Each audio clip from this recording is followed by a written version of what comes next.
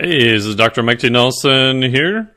And coming up after this, I've got an awesome interview I did with Dr. Stu Phillips, one of the premier protein researchers in the world. He is the director of Physical Activity Center of Excellence, or PACE, and the director of the McMaster Center for Nutrition, Exercise, and Health Research up at McMaster University in Canada. I first met Professor Phillips initially at ACSM well over 10 years ago, and I've been able to communicate with him off and on over the years, and his lab has turned out just a ton of research looking at protein metabolism of all forms, and he's also done some studies on exercise performance. His main research is focused on the impact of nutrition and exercise on human skeletal muscle protein turnover. And he's also looked at different studies, both chronic and acute, related to exercise changes in body composition and diet. So listen to this chat with Dr. Stu Phillips. We get into all your questions you wanted to know about dietary protein, from what is the best amount, and how protein works in the body, why it's different than other macronutrients such as carbohydrates and fat. And we even get into some myth busting at the end, in addition to a couple squirrely questions that I throw at him about hibernating bears and a few other topics. We did have a couple audio issues with Skype where it did drop out a little bit for a few seconds. I did the best I could to clean it up, so hopefully not too much is lost there. So I appreciate you kind of bearing with me a little bit on that part. And without further ado, here's Dr. Stu Phillips. How you doing, Mike? Good. To be on the show. Yeah, I actually moved. Well, not moved, but I'm down in South Padre, Texas for a little while. So it snowed in Minnesota, and I left. Definitely a few degrees warmer down there. Yes, I'm sure. Do you guys have snow where you're at? No, we're not into snow yet. Few sprinkles, but it's getting colder. Cool.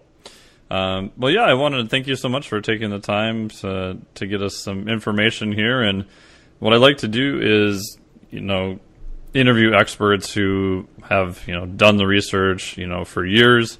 I think I first saw you in person. It was probably 2006 at a ACSM meeting, and one of the things that stuck out was not only all the amazing research that comes out of your lab related to protein, but was also the fact that you said you had scanned bodybuilding magazines for ideas on what to pick to study. So I thought that was pretty interesting. Yeah. Commonly held myths, I think, that we thought didn't have a solid basis, but yeah, we've taken a few shots at those. Yeah, and we'll get into a few of those at the end in kind of a rapid-fire format. But so tell us a little bit, how did you get into researching protein? Yeah, I mean, when I came to the end of my undergraduate degree, which was in biochemistry, I mean, I was an athlete all through university, played varsity rugby, and I really hadn't considered the possibility of research until I ended up actually breaking my leg playing rugby, and then I had a lot of time on my hands because I couldn't do too much. So got into a research lab and took a senior course in nutrition in my final semester, and really just fell in love with the science. And all I knew was I wasn't ready to be done learning, and just happened to luck into a project to do with protein and differences between men and women, and that kind of started it all. So from there on out, it was kind of love at first sight. I deviated a little bit from my PhD, did some carbohydrate and fat metabolism, training adaptations, but all along had a real interest in protein, and kind of came back to it with Bob Wolf doing a postdoc, and the rest, as they say, is history. So what got you into protein? Was it because the ability for healing and recovery from your own personal injury, as opposed to more carbohydrates and fats, which I know you mentioned you've also looked at in the lab too? Yeah, I think that the biggest thing for me is that protein is unique. I mean, carbohydrates, and not that carbohydrates and fats are uninteresting. But the protein is unique in that, you don't have a ready stored form. So I was always much more intrigued in the metabolic regulation of protein. And yeah, I mean, it was a constant question when I was going through school about, how much and when and et cetera. All the things that now we probably have a far deeper insight into. But, back when I was quaffing protein shakes, they were all made by Joe Weider and egg, beef, and they came in some wonderful flavors, not always the most palatable.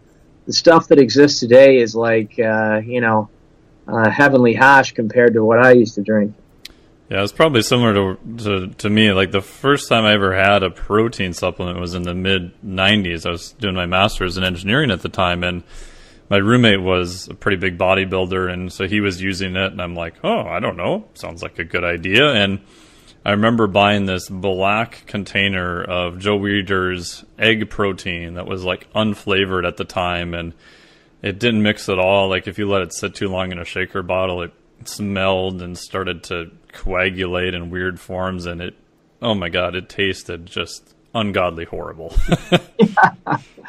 Yeah, so I mean, and then you wonder, like, if it tasted so bad, like, is it really doing me any good? Or so there was a lot of sort of folklore surrounding what it took to to get big and everything else like that. So you touched on it a little bit, but what makes protein different from other macronutrients? You had mentioned that there's not really a quote unquote stored form of protein such as there are for carbohydrates and fats. Yeah, well, I mean, humans have an infinite capacity, unfortunately, to store fat almost. Carbohydrates can be converted into fat and stored in that manner. Protein, however, you ingest it, and then the amino acids of which it's constituted really have to be used in some sort of metabolic fashion or to make new proteins. Or we remove the nitrogen, and humans and mammals make urea. Birds make uric acid. Even fish make ammonia, and we excrete it. Nitrogen, it's the essential nuclide of protein, and it's actually toxic in most systems. So, we have to find a way of detoxifying extra amino acids that we don't use. So that, in that sense, it's much different than carbohydrate or fat.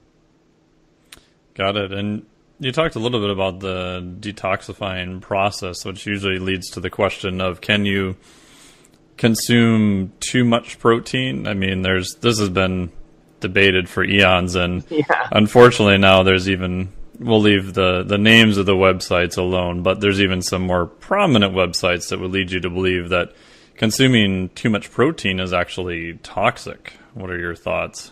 Yeah, once again, I mean, I think it's sort of practicality, right? I mean, there's probably a finite limit to what most people can at least, I would say palatability determines how much of it you can eat. A lot of people follow diets that are, strict carnivorous diets, and so obviously are very high in protein, and we know a lot of animal species that tolerate that just fine.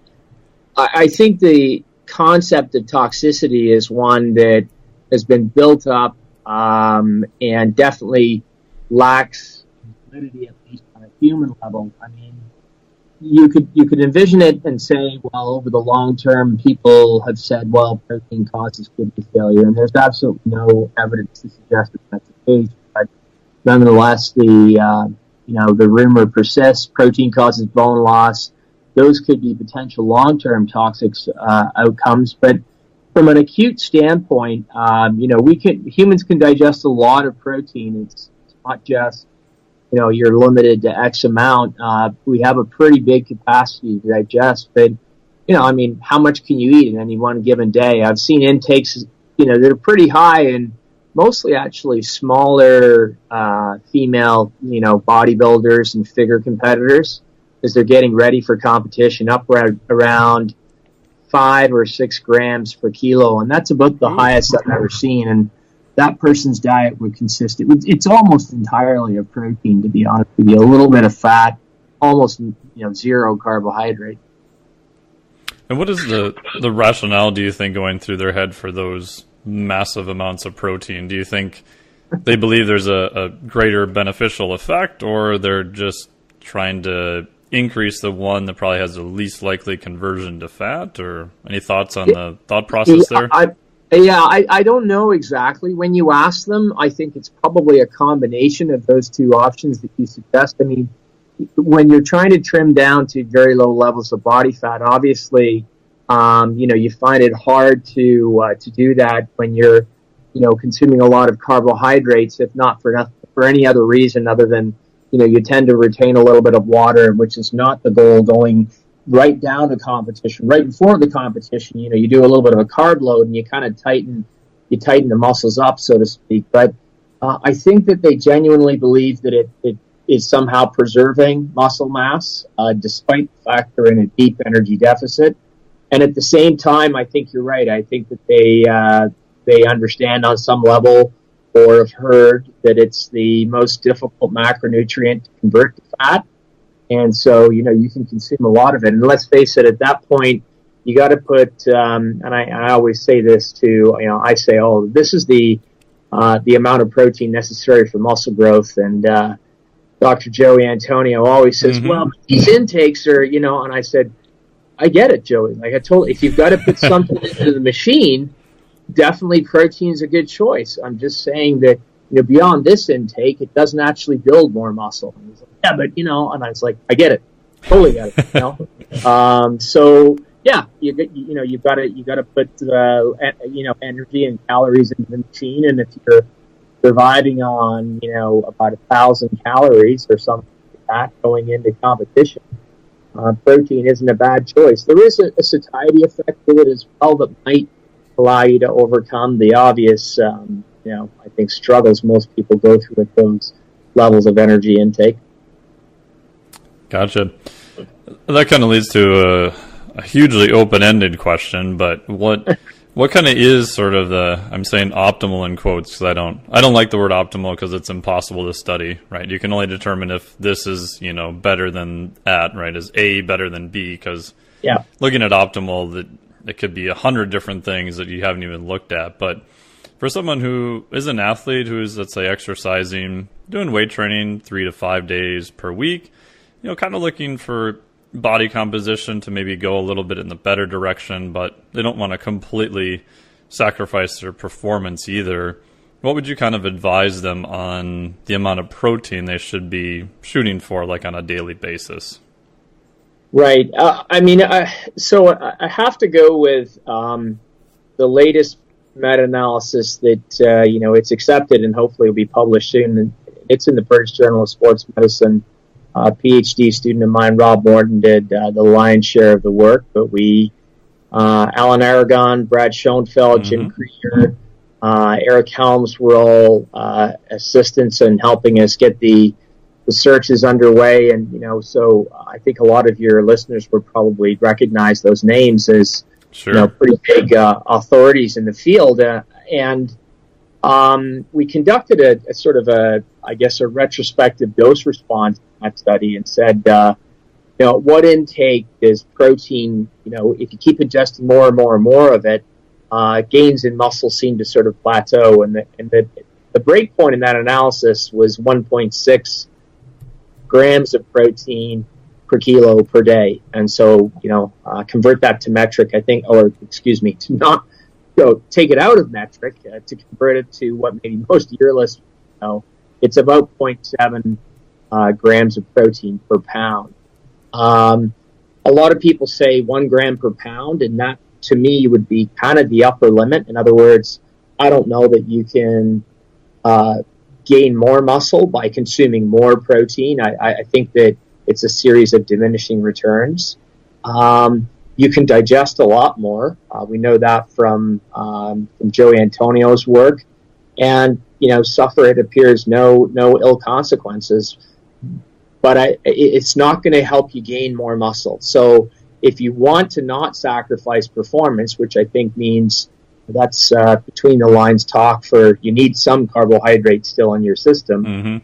Then probably about 1.6 to 2.2. Beyond that, you can digest it. Your body will make use of it somehow. You'll form a lot of urea. You'll excrete that. Usual form is in urine, so hence the expensive urine analogy. But it's certainly not going to allow you to gain more muscle. It may allow you to lose a little bit of fat, and that's probably because of the satiety effect, and that you can just survive on a few less calories. So I can't answer it much better than that, to be honest No, with that's actually perfect, and that's a similar number that I kind of came to just from combing through the literature, which, a lot of it's from, your lab and other labs, and I helped our buddy Dr. Lonnie Lowry a couple of years ago with, a whole book on protein and dietary protein and lifting resistance training, and, a bunch of the other co-authors. That was pretty much the same number that we kind of came to also, and that kind of matches a few other pieces of data that's out there too. So super cool that you guys came up with a very similar number again. So that's awesome. Yeah, I mean, I suppose the answer is that that's kind of quote unquote evidence-based medicine, right? I mean, 53 studies, I believe, in the end, 1,800 individuals. So, pretty powerful analysis to kind of base that on. So you probably can come up with some ballpark numbers, but they've got to be in that same range, I would guess. Yeah, awesome. Super useful. If we go a little bit further down the rabbit hole, can you tell us more about how you actually study protein in the lab? Because I know your lab is very cool in that they've done more acute response studies, and then you've also done a fair amount of follow-up chronic training studies too. And what's kind of the pro and con of both of those methods? Yeah, so acutely, minute to minute, hour to hour, you have fluctuations between the rates of protein synthesis, protein breakdown, and the analogy I always use, and most people kind of get it when they hear it, is to say that synthesis is the bricks going into the wall, and breakdown is the bricks being taken out of the wall. And obviously the wall gets bigger when the bricks going in exceeds the bricks coming out, and the opposite is true. So what we know from a multitude of not just our work but a number of other labs is the protein, when you consume it, stimulates bricks going in and inhibits bricks coming out. Resistance exercise sensitizes your muscle and actually accelerates to an even greater extent the number of bricks going in versus those coming out. So obviously over time that means you're going to, the wall's going to go bigger, so to speak. We use stable isotopes to do that. So these are amino acids that are labeled in a fashion that we can detect them, usually through mass spectrometry. In other words, they're heavier, they're non-radioactive, as their name implies, they're stable. And it's a fairly complex process, but I guess over the years we've done fairly well in doing that. And we've just recently started to work with a new method where instead of over the period of hours, which is the usual way that we use, it'll be over a period of days that we can determine the rates of protein synthesis. But it's really, we're only able to, I think, reliably measure the rates of bricks going into the wall. That's the synthetic side, not the coming out side. So the, I think, theory that we work under is that the acute events we see are going to sum up and be reflected in a long-term response. I'd be the first to admit that on some occasions that adds up and everything lines up and it looks good. On other occasions it hasn't. So I think in translating the short-term protein synthetic to the long-term, i.e. how much muscle did you gain, or it's not always perfect, but if you don't have the short-term, then all you're left with is you have to continually conduct training studies. And anybody who's done one, in other words, where you control somebody's diet, you give them a supplement, you supervise their exercise, you stratify how people go in, you screen people, you do all that sort of stuff. That's a lot of work. And there's no way that we could have done all of the training studies to answer all of the questions that at least the short-term infusion studies have given us some insight into. So that's my, I know some people poo-poo short-term muscle protein synthesis studies, but without all of that data, then we'd be still just talking about training studies. And, that's what we were talking about a lot sort of 10, 15 years ago. And we didn't know a whole bunch, to be fair. Yeah, no, that's really interesting, because how I think of it is very similar, that the acute studies are just kind of providing you a better data in a shorter period of time to then follow that up with a chronic training study, right? Because exactly your point, if we had to do a chronic training study on, say, soy versus whey, yeah, it takes quite a while, but maybe we can look at the short term, right, acute MPS data and say, okay, it looks like, for the same amount, whey's a little bit better. Let's do a training study on whey and see if that holds true in the future, instead of trying to have to conduct a full training study on soy versus whey to try to differentiate the difference. Yep, no, exactly. I think you hit the nail right on the head there. Got it. And is there something that you found from the acute data that you were quite surprised by when you conducted the chronic training study as a follow-up? Yeah, so we had an initial observation where we essentially took the acute response over hours in people who were completely naive to resistance training, and we initially hypothesized that response would be predictive, at least, of what would happen to somebody in their long-term response. So if you were a better responder in terms of protein synthesis, that you would gain more muscle. And it turns out that there was actually no relationship. I think the mistake we made there, that we've subsequently sort of found out, is that the first few bouts, at least, of exercise that somebody who's completely naive does, there are other reasons for mounting a big protein synthetic response, which has to do, I think, with the amount of sort of initial muscle damage that goes on.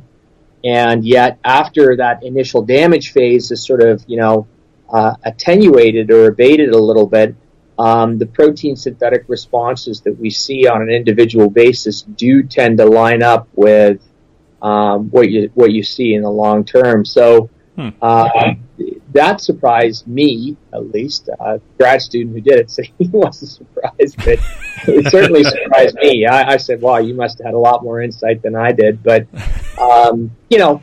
that's the way it goes.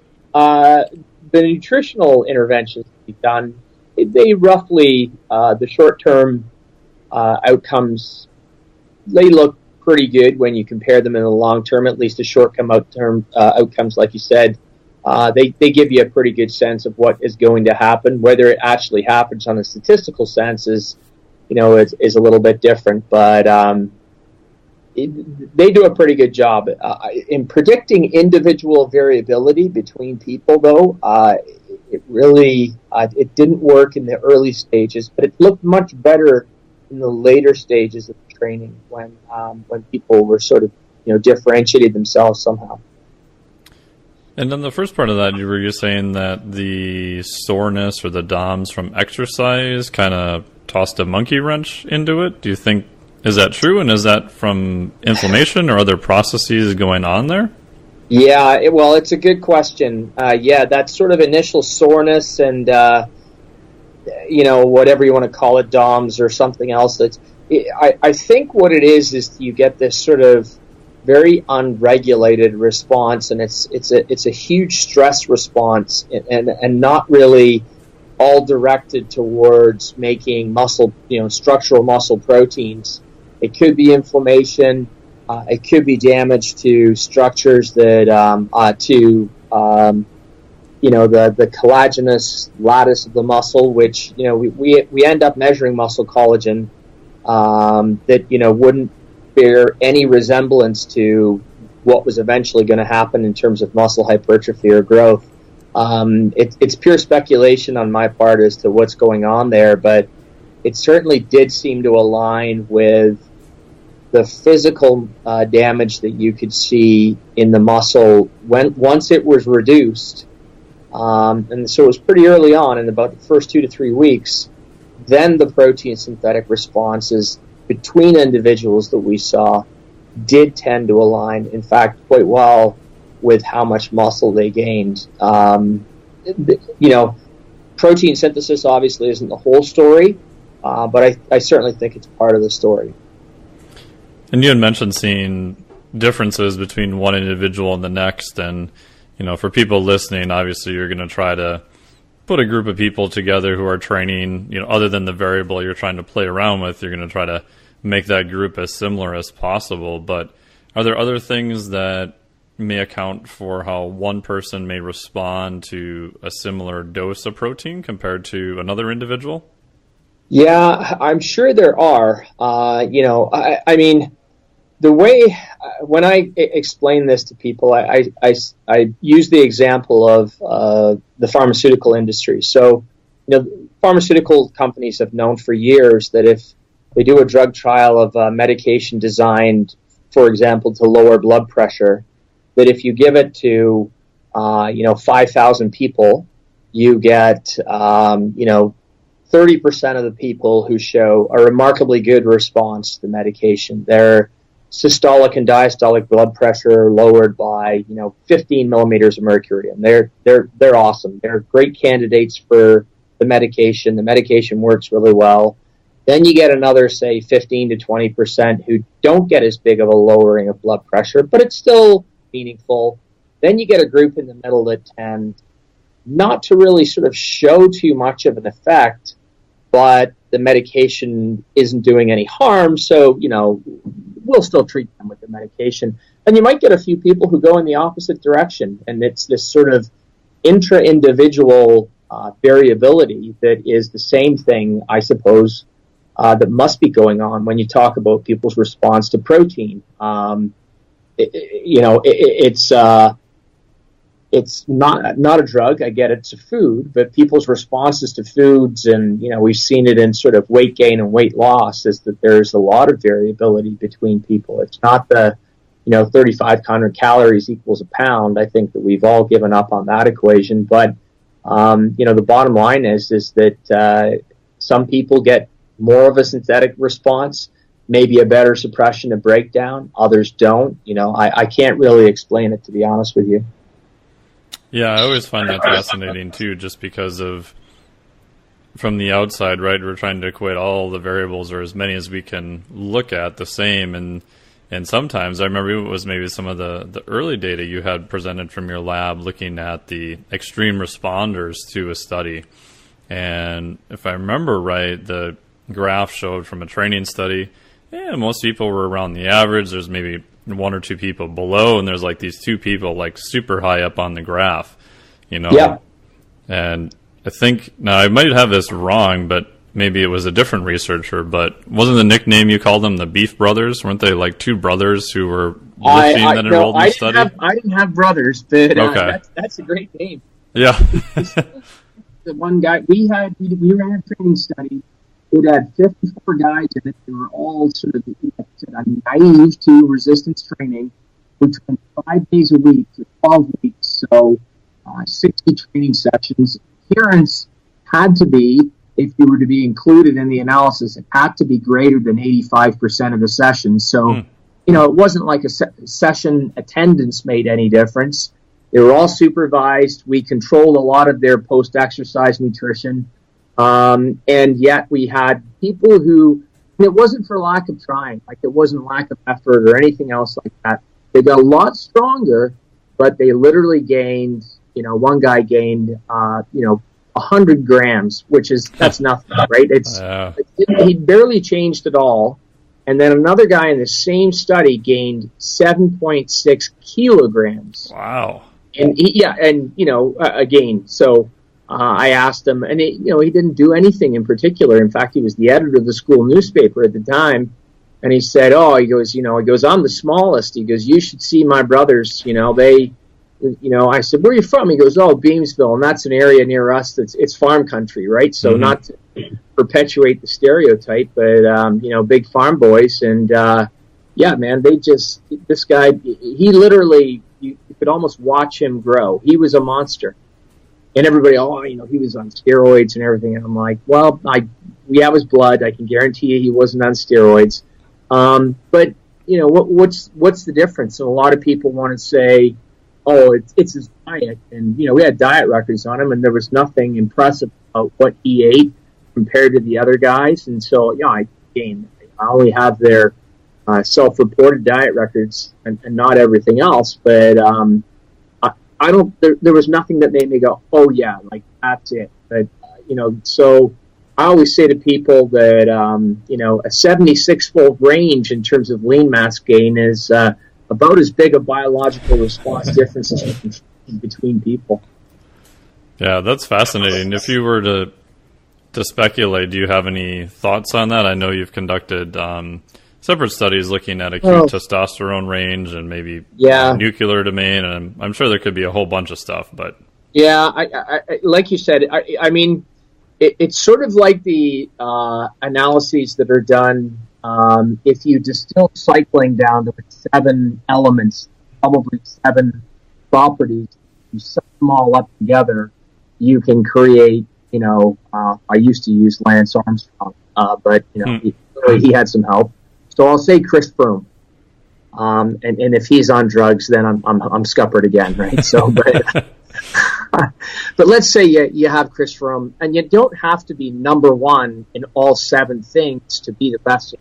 You can be 1, 10, 45. It's multiplicative, but you have to have all these things add up. So what would it be? Well, it would be a good response to protein.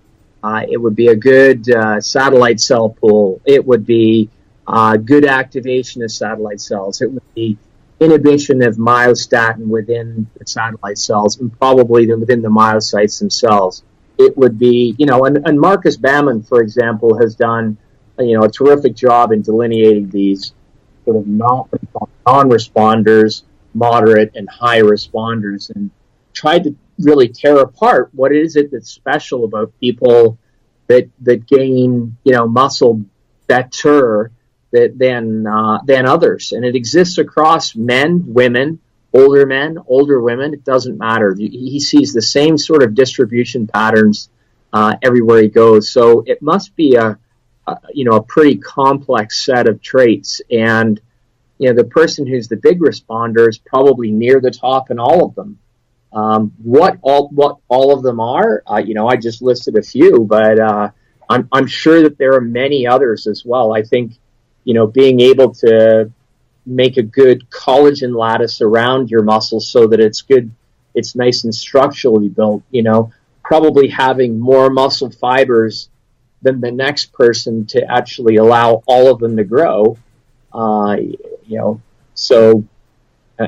So I always I say this, and I don't mean to be trite when I say it, but pick your mom and dad wisely, right? It's the apple doesn't fall too far from the genes that you were given, and I know that drives some people crazy, but family history determines so many hereditary predispositions for so many things. Why would it be different? When it comes to gaining muscle mass. Yeah, and that makes sense. And I mean, everyone's probably seen the guy or gal who kind of trains in the gym, and you just kind of shake your head and wonder, wow, that just doesn't seem like it could be the best training. And, a lot of times they get phenomenal results from doing it too. So you're like, huh. Yeah. And it's frustrating as hell for some people who they bust their butt and, they don't see a lot of results. And I mean, those types of responses, non-responses, moderate responses, it's the analogy of the person who follows every single direction for their medication, does all the things right, and yet still has high blood pressure. And you say, what am I doing wrong? And the point is that you're just genetically predisposed to have that. And you got to fight the fight, definitely, but you're never going to respond like somebody else. Yeah, and you talked about collagen, so a little bit related question, but what are your thoughts on collagen as a supplement? Because it seems to be becoming more popular again. It wasn't, back in the day, it wasn't really around. Initially, it was one of the early supplements and kind of faded away, and now it's kind of becoming more popular again. Yeah, so I mean, I need to call a spade here, so to speak. Is that when you rank proteins and score them on their what's called quality, the quality score of collagen, which for all your listeners, just so everybody's clear where it comes from, you take the bones of animals that have gone for, we stripped all the meat off them, and then you boil up the bones and you get collagen out of it. So it's called a rendering plant where they do this, and that's where collagen protein comes from. It's bones and feathers and everything else that are left over from carcasses. So just so we're clear, the score of that protein is zero. It doesn't have the essential amino acid tryptophan, so it can't support growth unless you combine it with other proteins. And people say, oh well, there's you can add certain amino acids back to it. I'm like, yeah, you can make any protein good by adding back amino acids in the right ones in the right proportion. The problem is collagen has a high content of things like an amino acid called hydroxyproline, and everybody goes, oh well, that stuff's in your bones. You need that stuff, but you can't even take that amino acid from protein and make protein from it. It just doesn't happen. So I think one of the reasons why it's quote unquote, as you said, it's come back is that it's cheap. It's easy to put into formulations. It counts as protein on the label. You can, by all FDA and Health Canada regulations, call it protein. It's just not particularly useful protein for helping any of your body proteins. Even the collagenous proteins themselves respond. So it might help collagenous structures, and I have a colleague, Keith Barr. Yeah, he's done some fascinating work in that area. Yeah, and I come back to, and he tells me all about this stuff, and he talks about using gelatin, which is another obviously ready available source of collagen and vitamin C and all of these things pre-exercise to promote collagen and healing of collagenous structures. And I think it's all great, and all I want is just one good clinical study to show me that happens. But, there are some findings out there. It helps certain conditions heal. Bed sores have been one that's been found, a few others. But I suspend my disbelief a little bit when I hear people talking about, it helps you repair tendons and ligaments and bones and everything. And people swear by bone broth. And my point is, just even give me a case study. And most people can't do that. So I don't know. The jury's out for me, to be fair. Yeah, and I would agree that maybe soft tissue stuff. And again, like you said, Keith Barr is the guy who's done most of that work so far, which is still relatively new. Yeah. And then for muscle protein synthesis, there's almost like no data anywhere that I could even find that's even, one study that someone drags out from God knows where. It just doesn't even seem to happen. Yeah, well, there are some studies, and one training study in older men in the British Journal of Nutrition that reported some absolutely, and the kind word would be astonishing results. Yeah, those are the ones with the massive results, I think, though, right?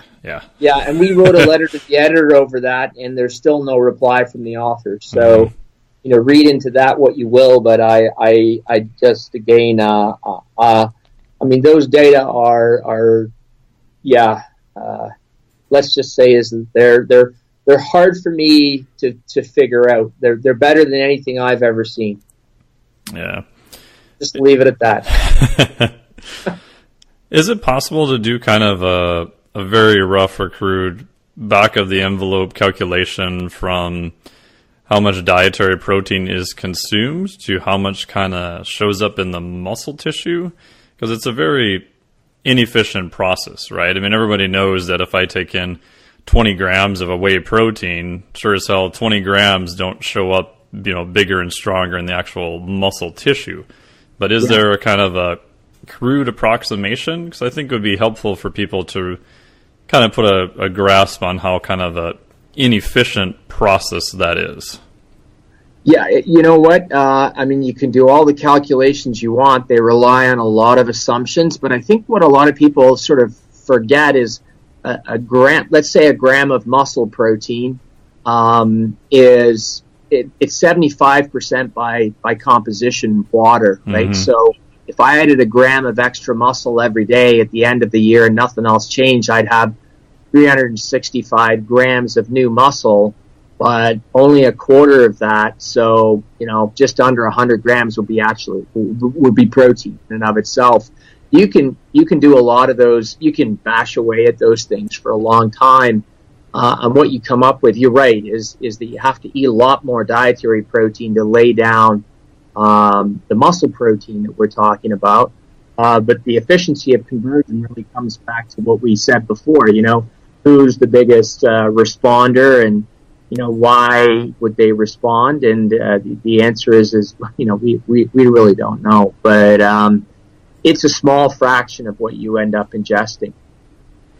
Yeah, I think Van Loon's lab looked at some of that stuff, and again, I could be getting the numbers wrong here, but it was like roughly 20 grams were like a couple grams of muscle at best under best situation, with a whole bunch of assumptions kind of tossed into the mix.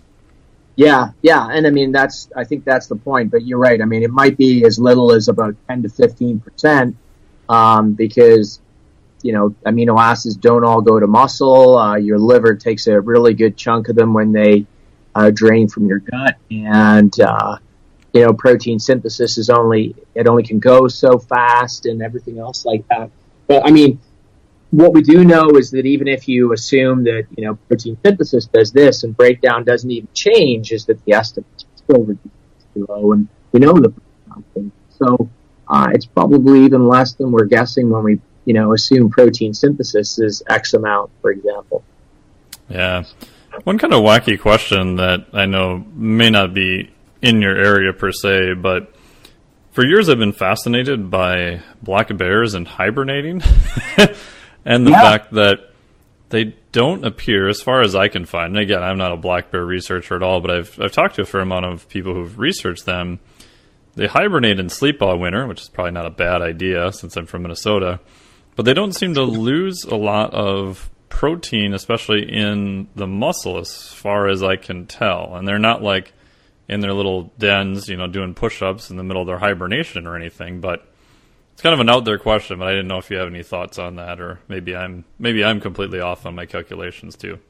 No, you're actually exactly right. I mean, it's an interesting observation, particularly in these bears. What I do know is that my former, postdoc mentor, Bob Wolf, had done some collaborative work with, groups that have studied these bears, is that they have an enormously efficient, it's almost 100% efficiency, which is hard to imagine, pretty close to it, ability to recycle nitrogen. So the urea nitrogen that's formed is actually, it's broken down and reincorporated into amino acids. That's probably to do with gut microbiotic metabolism, but also that their metabolism is really suited for that. And they switch when they go into this hibernating torpor state to, it's ridiculous, like almost 100% fat in terms of what they burn. Yeah. So you see this big blubbery bear when it goes into hibernation, and it comes out months later, and when it walks out, it's literally its fur is, skin is hanging off, and you think, geez, it's like it, you just had bariatric surgery or something. But it's because, and underneath they've got a muscle that is virtually preserved, which is, it would be ideal if we could find out, how to if you like, harness that. For patients on bed rest, for example, who lose a ton of muscle mass really quickly. So, it is. It's fascinating, and I wish I knew more about it. But I don't do a lot of comparative physiology either.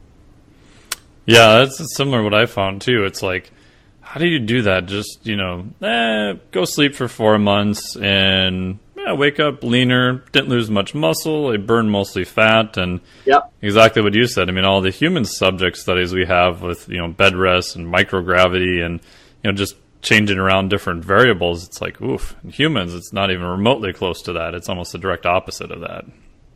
Yeah, I mean, everything that we've seen with humans, and absolutely, as you say, when they're inactive, they lose muscle like crazy. It's unbelievable. And related to that, again, a little bit out there question is, one thing I've wondered about in humans is, in terms of just the muscle building and atrophy system, it appears to be exactly what you said when we remove that stimulus, right? So chuck someone into microgravity or try to send them to Mars or whatever. We have to do all this work just to try to prevent them from losing. It's almost like humans want to lose muscle.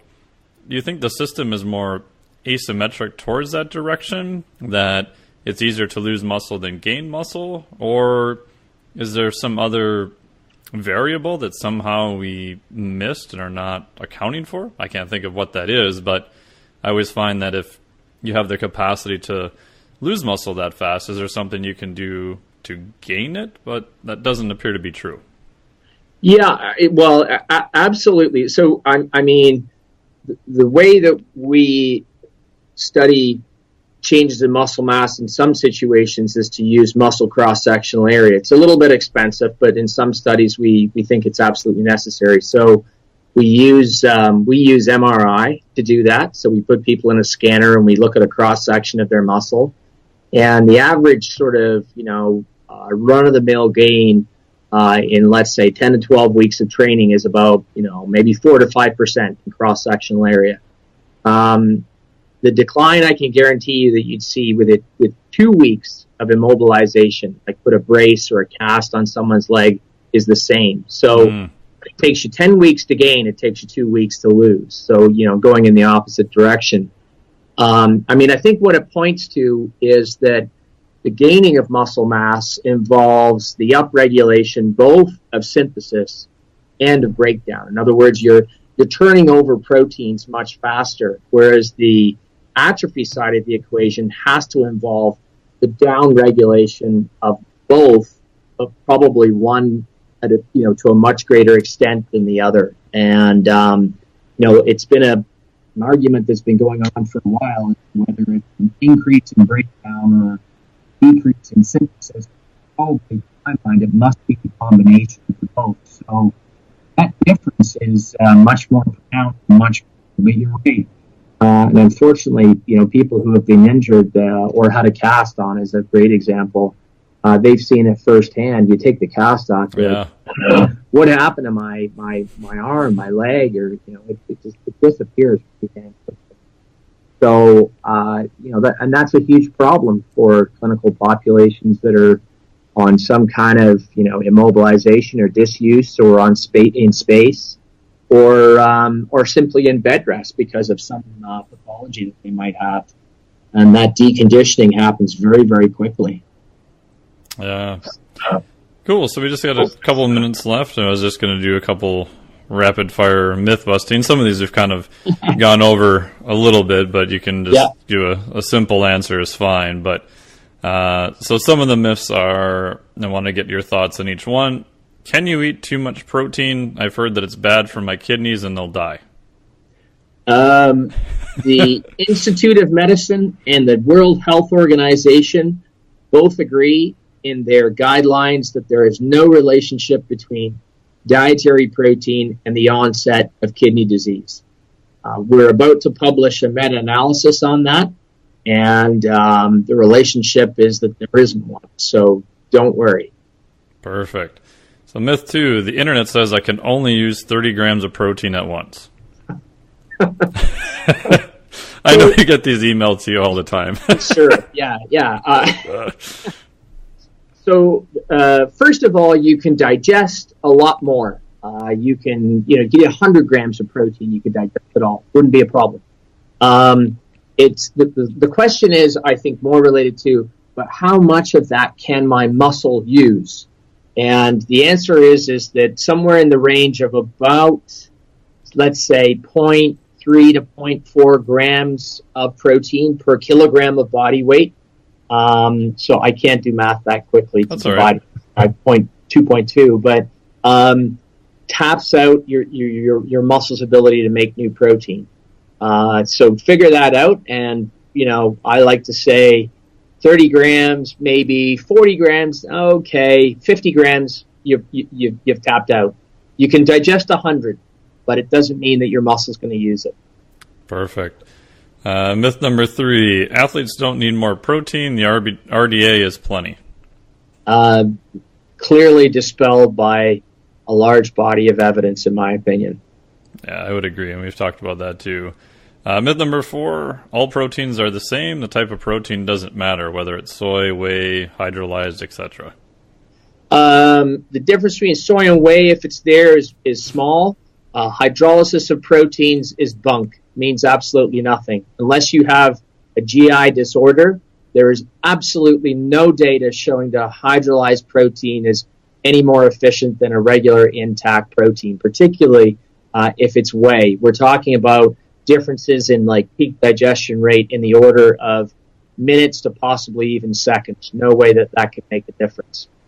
Unless you have some sort of compromised gut. Yeah, then it's more of a digestion issue, not necessarily the speed per se. Yeah, I glaze over when people talk about this stuff. There goes my new hydrolyzed protein supplement. But anyway. Sorry. And last one, we just touched on a little bit. The speed at which a protein is absorbed doesn't matter. Thinking more here of like a whey versus casein. It depends. I have to give a qualified answer to that.